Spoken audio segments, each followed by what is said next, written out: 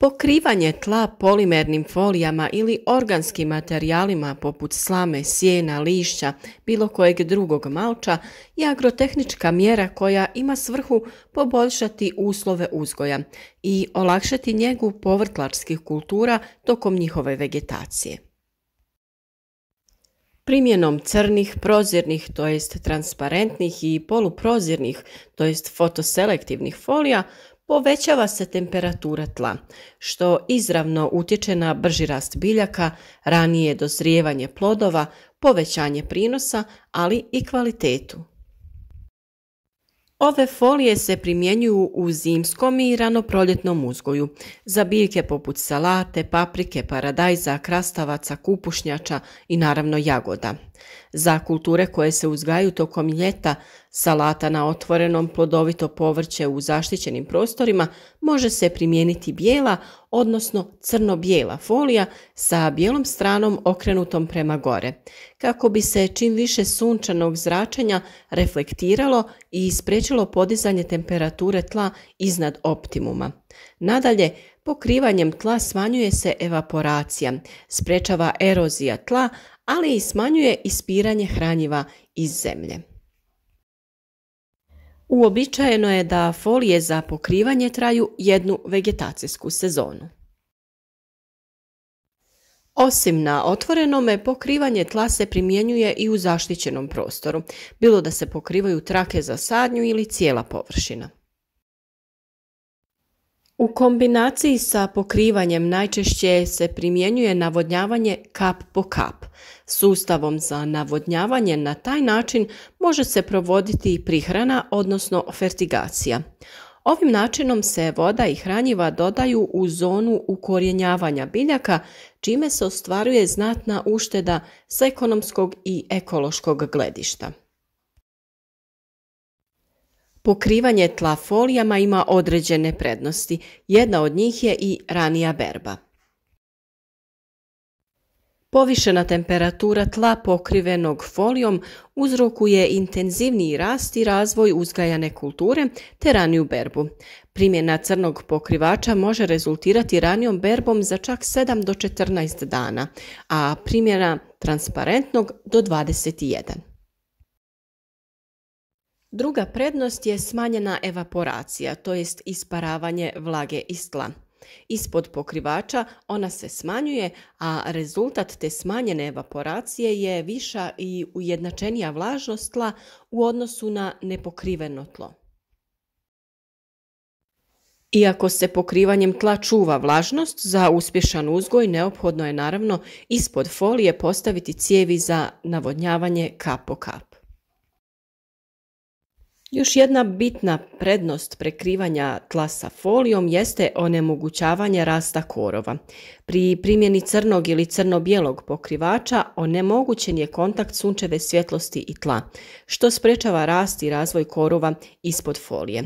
Ispod transparentnog pokrivača korovi niknu, ali visoka temperatura ispod folije sprečava njihov daljnji razvoj. Ono što je također jako bitno je da ispod folija je smanjeno ispiranje hranjiva. Budući da se ispod najlona najčešće primjenjuje sustav natapanja kap po kap kojim je omogućena prihrana sa određenim količinama hranjiva, tako da se dodaje u blizini korijenovog sustava. Na taj način je smanjeno ispiranje hranjiva u dublje slojeve tla i podzemne vode intenzivnim natapanjem ili padavinama. Tlo ispod folije ostaje rahlo i prozračno, što znači da je smanjeno zbijanje tla i stvaranje one pokorice. Razlog tome je što se za prolaz koriste samo prostori između traka folije, a jače oborine ne narušavaju strukturu tla. Korijen ima dovoljno kisika za razvoj i rast, a u takvom tlu je i zadovoljavajuća mikrobiološka aktivnost. Još jedna prednost je čistiji i zdraviji plod, to jest proizvodi pokrivenog usjeva su čistiji i manje podložni napadu biljnih štetočina jer nemaju kontakta sa tlom. Ako površina nije pokrivena, plodovi, na primjer krastavci, kornišoni i jagode, se razvijaju na tlu, što pogoduje razvoju bolesti. Pri intenzivnim padavinama čestice tla dospijevaju na biljke ili plodove, što također smanjuje njihovu kvalitetu. Ovakav način uzgoja omogućava i intenzivniji rast biljaka. Folija za pokrivanje gotovo je nepropusna za ugljični dioksid koji je neophodan za fotosintezu.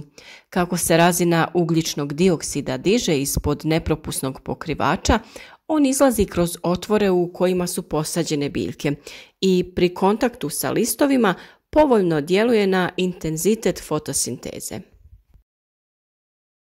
U komercijalnoj proizvodnji folije za pokrivanje se postavljaju mehanizirano, nekim strojevima, to jest polagačicama folija. A mi ćemo sada reći nekoliko riječi o tome kako to možete uraditi ručno.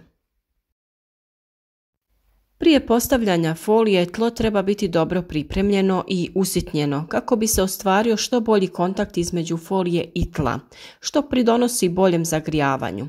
Polaganje folije se obavlja 7 do 10 dana prije planirane sadnje. Mi smo u tlo još u jesen dodali potrebnu količinu stajskog gnojiva te ga isfrezali kako bi bilo rahlo i kako bi što bolje mogli da ga oblikujemo. Pripremili smo uzdignute gredice visine 10 do 15 cm i širine od 80 do 100 cm sa blagim padom prema rubovima, što će nakon postavljanja folije omogućiti oticanje viška padavina. Kroz video ste mogli vidjeti kako smo za ravninu postavili špagu i prema njoj napravili plitki kanal. Na širinu od 90 cm smo napravili ove izdignute gredice koje smo lagano sa lopatom oblikovali. Prije postavljanja same folije postavljaju se i crijeva za natapanje kap po kap. Ovisno o tome šta ćete uzgajati, određujete vrstu navodnjavanja. Mi ćemo u većinu najlona ići sa po 2 reda povrća, kao što su paprika, paradajz, patliđan i slično, gdje ćemo bušiti 2 reda otvora za sadnju, te pod te najlone stavljamo 2 crijeva za navodnjavanje. Jedan red smo namijenili za krastavac, tikvice, dinje i lubenice, gdje ćemo postaviti samo jedno crijevo i izbušiti samo 1 red otvora za sadnju. U redovima gdje idu 2 crijeva za navodnjavanje, crijevo nećemo rezati na 2 dijela, jer bi u tom slučaju morali na krajeve stavljati čepove koji bi spriječili otjecanje vode. Ovako postavljeno crijevo iz jednog dijela je spojeno na 2 ulaza. Nakon što smo postavili crijevo, lagano smo na njega stavili malo zemlje kako se ne bi pomjeralo pri daljnjem radu, te smo sve dobro poprskali vodom. Razlog tome je da bi nam folija bolje prijanjala za zemlju. Foliju je potrebno dobro zategnuti kako bi što ravnomjernije prekrila gredicu i za taj posao bi vam trebalo nekoliko pomoćnika. Dok foliju držite dobro zategnutom, potrebno je na nekoliko mjesta staviti manju količinu zemlje kako bi se folija oblikovala. Tada postavljate folije na sljedeće redove i rubove dviju folija preklapate. Nakon što ste na taj način postavili sve folije, vrijeme je da na spojeve, to jest dijelove za prolaze, dodate malo veću količinu zemlje. Na taj način će folije biti stabilne i dobro zategnute, a vi ćete se lakše kretati između redova. Danas se u proizvodnji povrća najčešće koriste 3 tipa polietilenskih pokrivača: crni, prozirni ili transparentni i bijeli, to jest crno-bijeli. U manjoj mjeri se primjenjuju i folije drugih boja, smeđa, žuta, srebrna, koji imaju specifičnu funkciju. Obojene folije propuštaju samo određeni dio sunčeva spektra i mogu djelovati kao repelenti za određene vrste kukaca. Temperatura tla ovisi o vrsti materijala za pokrivanje, odnosno o njegovim toplinskim svojstvima, refleksiji, apsorpciji i transmisiji sunčeve radijacije. Najraširenija crna folija je neprozirno tijelo koje upija i zrači energiju. Za dobar prijenos upijene energije tlu, kao što sam rekla, neophodan je dobar kontakt između pokrivača i površine tla, što se postiže postavljanjem jako zategnutog pokrivača na fino pripremljenu površinu tla. U usporedbi sa golim tlom, srednje dnevne temperature tla ispod crne folije su više za skoro 3 stepena na 5 cm dubine i za 2 na 10 cm dubine. Suprotno tome, prozirna ili transparentna folija apsorbira malo sunčeve svjetlosti, ali je prenosi skoro 90%, ovisno o debljini i stupnju neprozirnosti.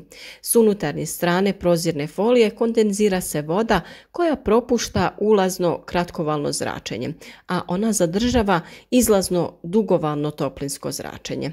Na taj način se zadržava veći dio toplinskog zračenja koji bi se izgubio u atmosferi iz nepokrivenog tla.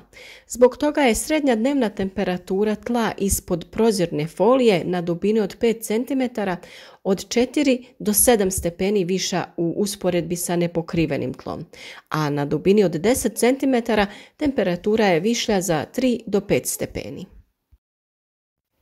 Primjena bijelih, crno-bijelih ili srebrnih folija može rezultirati snižavanjem srednje dnevne temperature tla za oko 1 stepen na 2,5 cm dubine i za pola stepena na 10 cm dubine u usporedbi sa golim tlom. Razlog tome je što ovi filmovi najveći dio sunčeve radijacije odbijaju, dijelom i prema lisnoj površini uzgajanih biljaka, i zbog toga se koriste za usjeve koji se sade krajem proljeća do sredine ljeta, kad su temperature tla visoke i svakako je njihovo smanjenje poželjno. A sada kada ste čuli sve prednosti korištenja folija, vrijeme je da kažemo i nešto o rijetkim nedostacima. Jedan od nedostataka je uklanjanje i skladištenje ove folije. Glavni problem sa pokrivačima je uklanjanje s proizvodnih površina nakon završetka sezone i odgovarajuće spremanje. Pokrivači folije, posebno crna, se do završetka sezone ne raspadnu i ne bi se smjele unositi u tlo. Transparentna folija se djelomično raspadne pod djelovanjem sunčevih zraka, ali ako se unese u tlo, dijelovi mogu ostati nerazgrađeni nekoliko godina. Zato prilikom uklanjanja ovih folija morate biti oprezni, paziti da ne popucaju i lijepo ih očistiti i skladištiti čak i za sljedeću godinu. Drugi nedostatak su veći početni troškovi. Primjena ovih folija podiže cijenu koštanja proizvodnje. Ukoliko imate veću parcelu, neophodno vam je da nabavite specijaliziranu mehanizaciju za pripremu tla, poput freze koja pravi gredice i one za postavljanje folije. Povećani troškovi proizvodnje se kompenziraju naravno povećanim prihodom, koji je rezultat ranije berbe, bolje kvalitete i višeg prinosa. Vjerujem da je ipak veći broj prednosti korištenja ovih folija. Nije ih teško ni ručno postaviti jer je to posao koji se obavlja jednom godišnje, a onda ste oslobođeni od poslova poput okopavanja, plijevenja i ručnog zalijevanja biljaka. Vaše biljke će biti zdravije i dati će veće prinose, tako da je ta početna investicija u kupovinu crijeva za navodnjavanje i folije svakako isplativa.